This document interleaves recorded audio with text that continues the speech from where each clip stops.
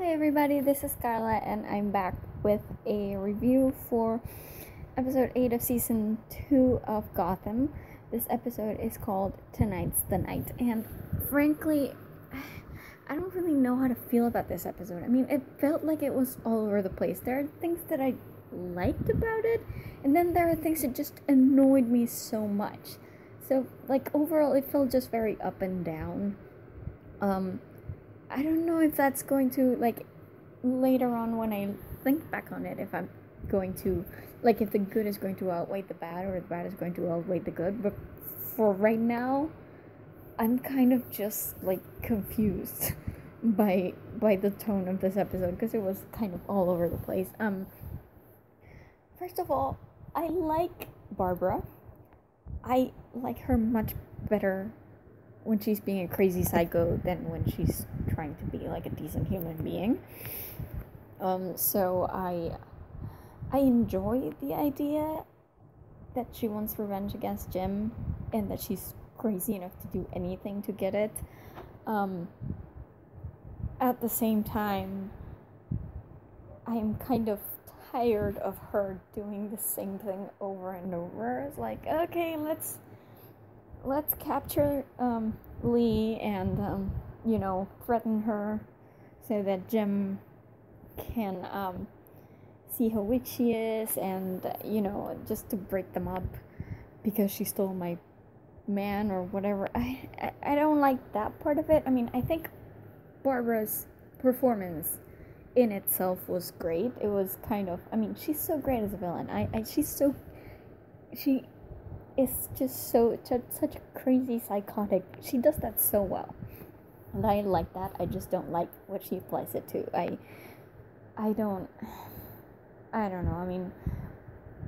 Initially when the plot started and she got to the police station, I like that. Everybody knew it was a trap. All of them involved knew that it was a trap. At the same time, they felt they had to kind of go with it so that she would tell them. I don't know. Sometimes I think Lee and Harvey are kind of the only people with any kind of brain in this show. Because honestly, Jim really, you should have known that she wasn't gonna say crap. Everybody knew that this was some sort of setup and that it was all planned, so why follow along with it? I don't quite get it. And I'm glad that Lee was calling Jim out on it, because, well, first of all, when he kissed her, really in front of your old girlfriend? Really, Jim Gordon? Are you serious? I know he was trying to get something out of her, but that's just pretentious, really. Do you really think your love is going to get her to speak? You are so full of yourself, Jim Gordon. And to do that in front of Lee, I just find it disrespectful, honestly. So I was glad that she called him out on it, because she does have a point. He thinks he has to do all these dark things in the hopes of getting better leverage to be able to protect the people of Gotham. But at the same time, what happens if you get too into that? Then you end up like Barbara, and somebody has to call him out on it, because otherwise he's not gonna change. And I hope that this is the thing that makes him change, but I'm not, honestly. I don't think it will, to be honest. So he wouldn't be Jim Gordon if he didn't do that, I guess. At least not this Jim Gordon. But I like that Lee is calling him out on it. But still, obviously he doesn't pay attention to her. Of course, he still goes in with a plan, and he still gets captured spectacularly. I do have to say, though, that I really love the cinematography of this episode. I don't know who directed it, but they did a pretty good job. I love the opening scene with Barbara's dream. I love the way they shot the scenes in the police station. I love the way they shot the scenes when they were nearing the bridge. It was creepy, like seeing Barbara in the rear view mirror. It all had a very creepy tone to it, so I really like that. As far as the other aspects of this, I mean, I loved Harvey. I love Harvey as it is, but I really loved him in this episode because he can still, I mean, he tells Jim what's going on straight on. He's like, yeah, this is a trap, you shouldn't do this, but at the same time he knows he can't stop Jim if he puts his mind into it, because he's just stubborn like that, right? So, you know, if he can't stop Jim, then he's going to be there to help. And I really liked when when the chief started telling them to go back and stuff to abort the mission, and he's like, oh, I'm sorry, what? You're breaking up, can't hear you. And that was funny because he knew that Jim was going to, you know, he had to get it out of his system. So it's good that Harvey knows where his loyalties lie. You know what I mean? He knows that Jim is going to just dive headfirst into the thing, and he needs someone to be there to pick up the pieces when it's over. So I really loved Harvey in this one. I mean, bullet for the win, man. He is fantastic. I did like the scene in the church, though. I mean, even though it was, again, you know, Jim gets captured and then Lee is captured, I mean, why the heck don't you just, like, give her a bodyguard or something? It can't be that easy to capture her. It's happened, like, 3 times already. But I did like their conversation. I did like that Barbara was trying to make it seem like their relationship wasn't strong enough, and that she didn't know Jim, because honestly, I think that's something a crazy person would think. It's like making it into some kind of competition for knowing Jim and trying to make Jim into something that he's not. Yes, he's kind of got a propensity for ending up in the middle of a lot of dark stuff, but he's not like Barbara. You know, there's a limit to it. I like that Jim actually told her about killing that man. I mean, I think we knew already, but I don't think it had ever been, like, specifically stated out that we knew about it. So good to know about that. And I liked all the arguments that Lee was making. And you know, she's awesome. She might get herself captured an awful lot, but at the same time, she can hold out on her own. It's not easy to keep your wits about you when you have a nice knife pressed to your throat, right? And just, I really like that when the police came in, and the shootout started, that Jim was going to, like, release her, and she wouldn't have it. She's like, go get Barbara, you know, because she knows it's his job, right? So I like that. And just, again, the whole scene at the church was just beautifully shot. If, like, okay, the glass over at the tower, I kind of forget the name of it, but the colored glass at the tower, as soon as we saw Barbara standing there, you kind of knew that she was going to fall through it, because that's just what happens to stained glass in movies and in TV. You only have it there for a reason, and that's to destroy it. So I saw that coming, and I was hoping that she wouldn't die, but then I wanted them to make it a little more subtle. Like, they all outright told us that she's not dead. I wanted them to kind of leave it open-ended in a way that you can say, okay, she's dead, but if we need her back, we can bring her back again somehow. But whatever, it was still a beautiful scene. I like that even up until the end, Jim really didn't want to shoot her, because she was telling him he wanted to, but he didn't really want to. He even tried to save her, but you know, she's insane, so of course she wasn't she was going to be suicidal somehow. She wanted him to kill her. I think that was kind of the subtext of everything, of the entire conversation. But yeah, I mean, it just leaves me feeling like just like nobody in that freaking police station has any sense.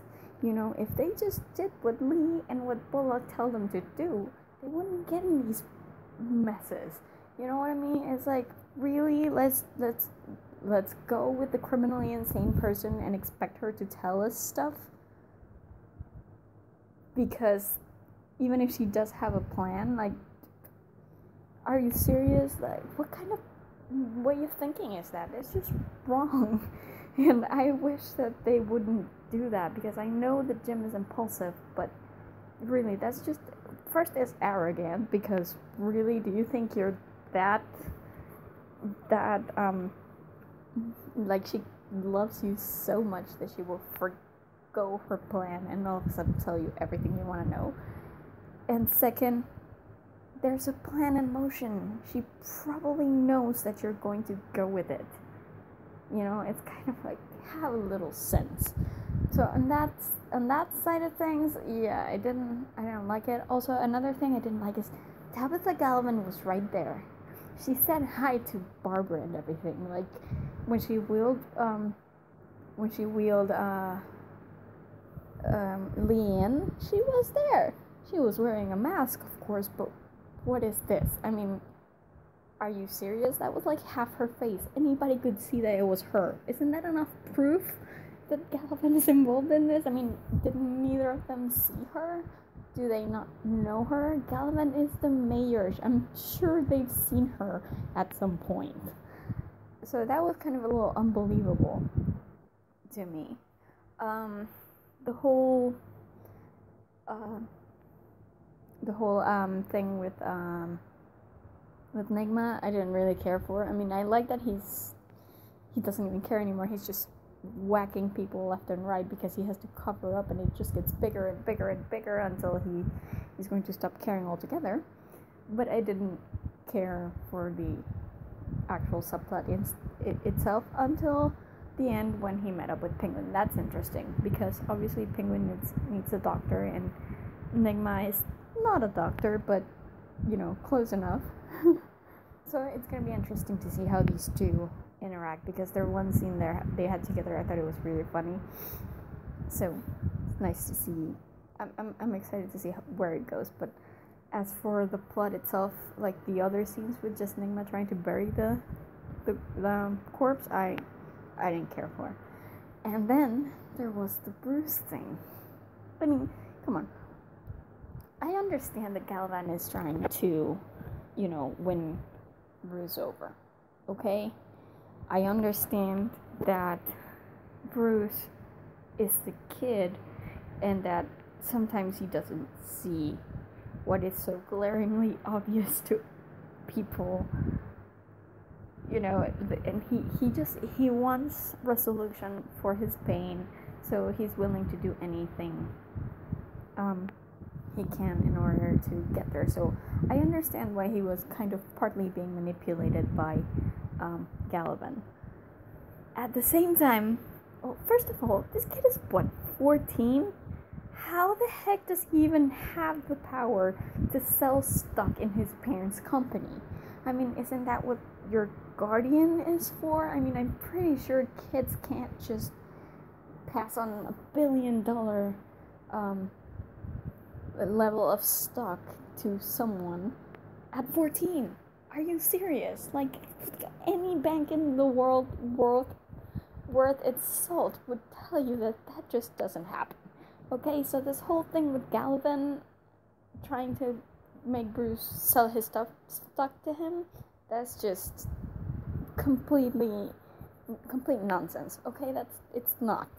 It's just, I just can't even believe. Like, I spent the entire like the first 3/4 of the episode or so, it was just me kind of shaking my head at the screen, like, what is this? Why are they doing this? This is so wrong. You know, it's like, what? He's 14. Are you kidding me? No, he has no power to do that. Even if his last name is Wayne, he's still subject to the law. So, you know, he shouldn't be able to sell anything other than maybe lemonade or something. So, I don't know. It was just, I found it so pointless. So wrong that I just could not bring myself to care. Second of all, Bruce has proven himself to be a smart boy, so I would think that he would notice that Gallivan is like, here, I will give you the name of the person who killed your parents, only if you sell me your company. I'm sorry, Brucey, that is extortion, okay? That is kind of the very definition of extortion. Like, if he were that great a man, if he were going to do what he told you he would do with the company, like fix it, make everything better, and, you know, put behind bars everybody who's been in questionable, you know, transactions or whatever, if he was gonna do that, then he would give you that folder out of the goodness of his heart, okay? But guess what he didn't? He asked you for a lot of money in order to give you that envelope. So guess what? Galvin is not a good guy, okay? He's a manipulator. And I'm honestly, I mean, I know that he's just a kid and sometimes he can't see when people are trying to use him or whatever, but really, I mean, you had to have known, you know, and you have to have told him, hey, you know, if you have information about the case, it's your moral and legal obligation to tell the police about it, right? Why didn't Galvin do that before? Because he's evil and he is a manipulator. That is, I just couldn't believe that he was buying it, okay? And I know I'm being harsh, but it's just one of those things where I want to get my hands through my screen and just shake him, you know, so he would realize that. It was just, made me so annoyed. I can't believe it. And then third of all, because that's not bad enough, it's like, why is Bruce taking these, forgive the repetition, but taking this major meetings with the mayor all on his own? I mean, where was Alfred? Why is he letting just Bruce roam around making deals with people all on his own? He's 14. I don't think I can stress this enough. He's 14 or 15, whatever. He's still a minor. He cannot go to any meetings. He cannot participate in any talks. He cannot sell stock or do any changes to his company on his own. That's what his guardian is there for. And if his guardian doesn't have that power, then it doesn't happen. Because yeah, sometimes I know there are parents who have like their kids unable to take control of their companies until they turn 18 or 21 or whatever, and their guardians can't touch that money either because, you know, they don't trust them enough. But I'm sure Alfred can do it, or even if Alfred is just kind of his guardian in the physical sense of the word, he shouldn't just let Bruce go to a random meeting with the freaking mayor. Are you kidding? Like, business meetings? He's a teenager. Ugh. I don't. So for like the first 3/4 of the episode, that was just me sitting there like, why? Where is Alfred? What is happening? Why is nobody there with this poor kid? And it's just so messed up, man. I don't know. So yeah, that plotline was not, that subplot was not my favorite up until the conversation where, you know, Alfred finally made his appearance. Yay! As he should have a long time ago. That conversation between Alfred and Bruce, that was what I wanted to see, and I wanted to see that a lot earlier. But that was great, man. And David Mizzou's fabulous performance. Poor kid. I mean, it really made me feel for Bruce.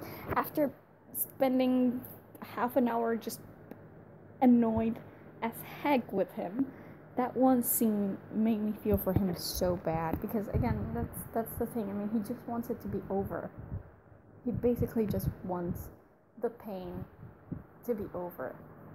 And it's sad that Alfred doesn't have a magic wand that can make that happen, but he's there at least, you know. And I love that line he said about when Bruce told him that he had to make sure his parents' legacy survived, you know, that it went on.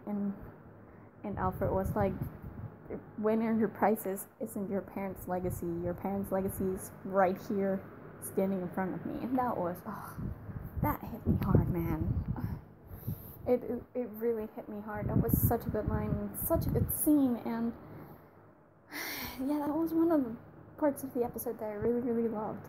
And if only they had done it a little bit earlier and saved me all the frustration. But hey, on the bright side, Barbara did let something slip because, hey, guess what? She's crazy sometimes. It happens. The fun part is that she didn't let it slip because Gordon got into her head or something. She let it slip because she was too arrogant. That's awesome. So when she let that slip, then that allowed Gordon to find the former mayor alive. By the way, why is he alive? Galvin, why didn't you just kill him off?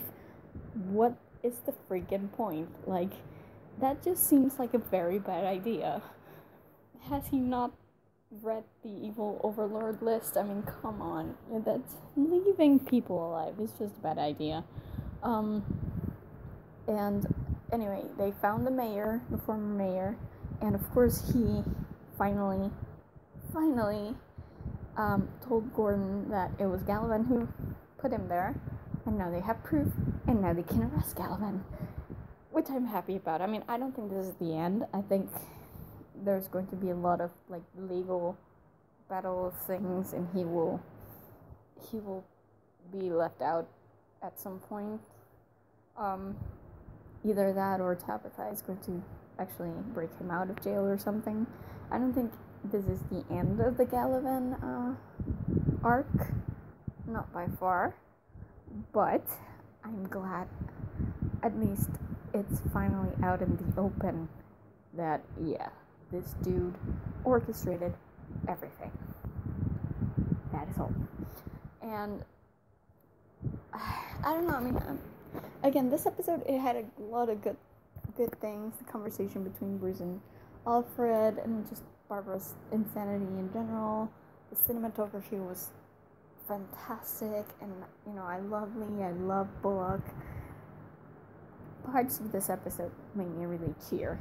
On the other hand, parts of the episode made me really, really frustrated and annoyed, and it's just sloppy writing, and I don't even know how to feel, man. I don't even know. It's just, if you hear me kind of like stuttering about this, it's because I honestly don't know what to say about this episode anymore. It's like, it's just so uneven.